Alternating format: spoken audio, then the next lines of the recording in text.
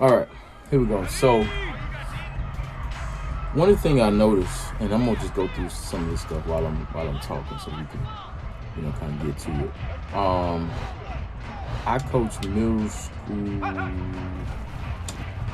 football, and the one thing that I noticed was that when we would talk to the players, we would be like, so what's your football like? Have you played football before? And everybody would be like, yeah, I played football before. So, after kind of getting everybody warmed up and everything, one thing we would then see is you put them in a practice situation and you expect for them to execute. And the one thing you begin to then realize is they don't know the game of football.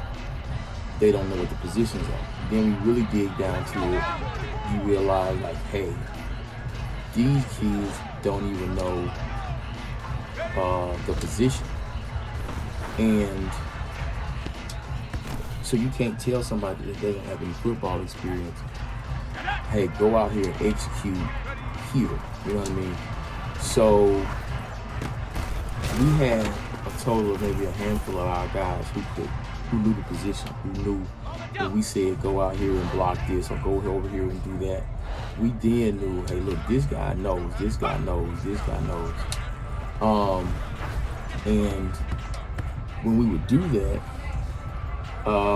we would have different benefits in certain areas. But overall, most of the guys didn't know. And so what a lot of guys don't understand is they know that you get the football. We're talking about 6th, 7th, and 8th grade.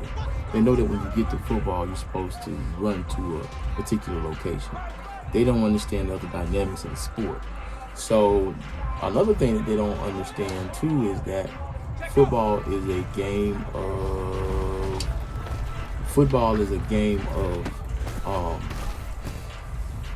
I like to say football is a game of pain.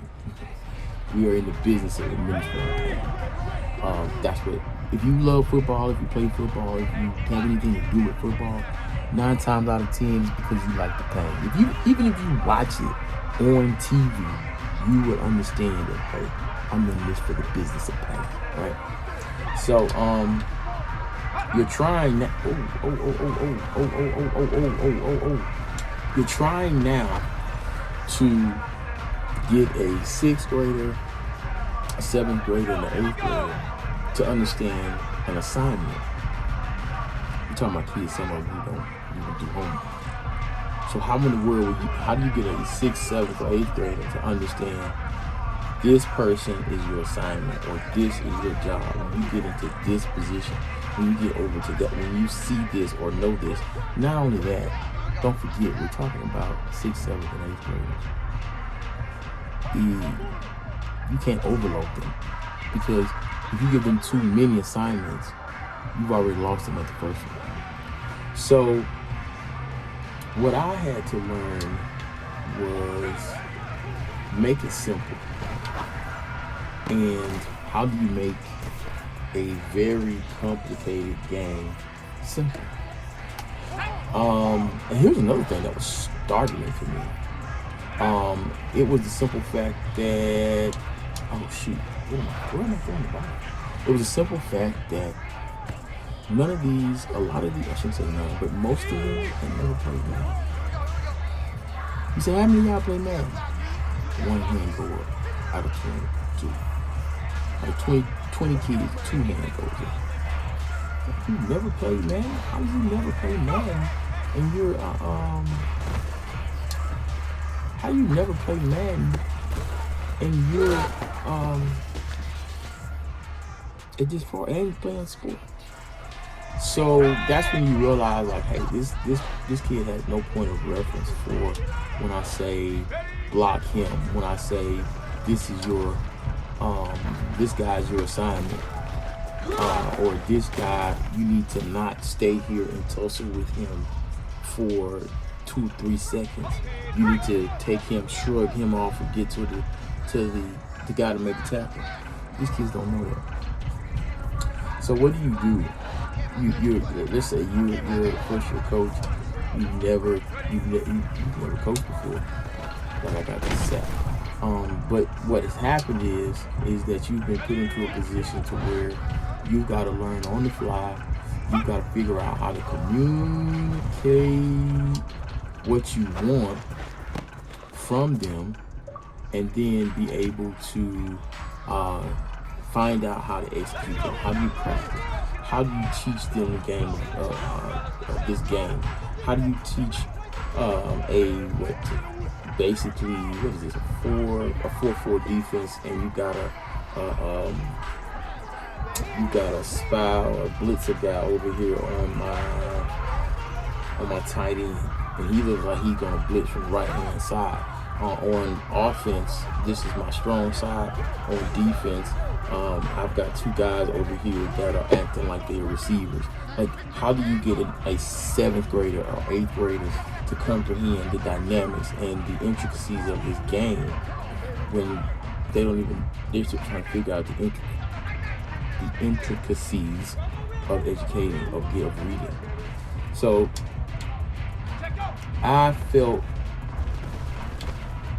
the need to say, hey, look, let me go back to some basics. I mean, I'm not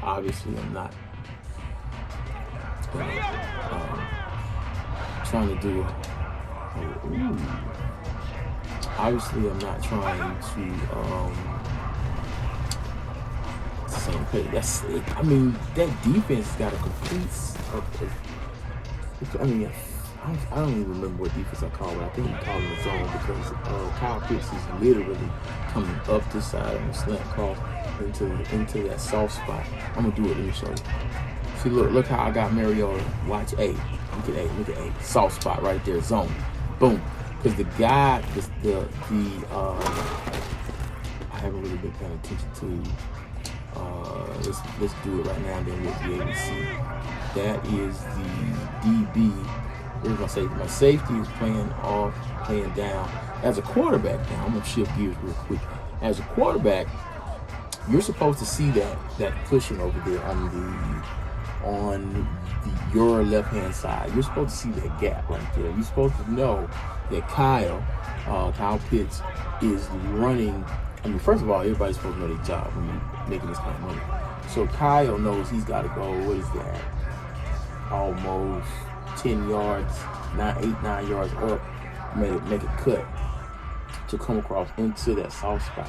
But once again, we're reading this defense as an offense. So as an 8th grade quarterback or as an 8th grade coach, you obviously need to get the game going.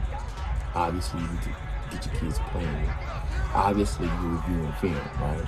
You don't have film on St. Mary Joseph Episcopal Middle School. You maybe got to live with it, but middle school, it changes from year to year, so different.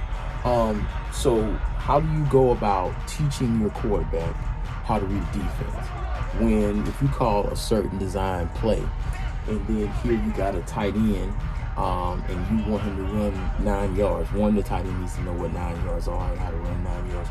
Two, the tight end needs to know that he's making a hard cut in across the middle into the soft gap. Also, we know that even Kyle Pitts needs to know that they're set up in a zone D. So he needs to know that there should be a soft spot, especially if the safety falls with the DB over here on wood. So let's execute and see what happens. Now watch that side back over there. Look, that safety's playing soft. Kyle stopped. I didn't throw it strong enough. But let's look at it again. We know where Kyle's supposed to be, but mind you, we got to get him the ball. But we know where Kyle's supposed to be, but the safety didn't. The safety played zone. That's how we know he's in zone, because the safety stayed where he was. Watch it. Watch Mariota, boom. Safety did not move. Look at the linebackers too. Let's do this again. I want to go that. Let's do that. Look at the linebackers.